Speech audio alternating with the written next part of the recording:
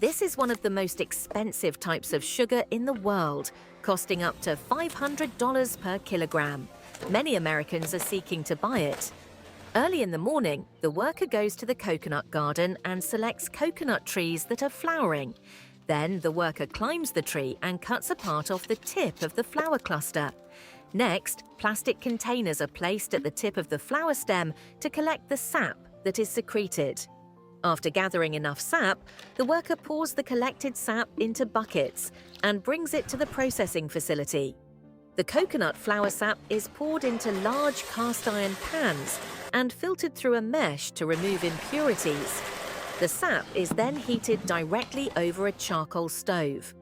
When the sap boils, the worker uses a sieve to skim off the foam from the surface. A woven rattan mat is then placed over the cast-iron pans to prevent the sap from boiling over during the process of concentration.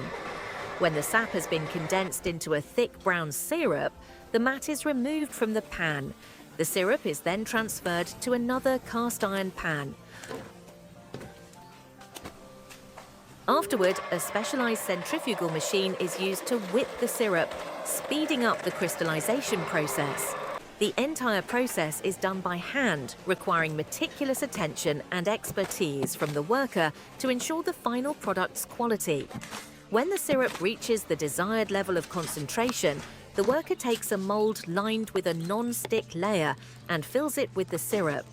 After half a day, once the sugar has cooled and solidified, it can be removed from the mold and sold. Additionally, the sap can be extracted and processed into syrup to meet diverse consumer needs.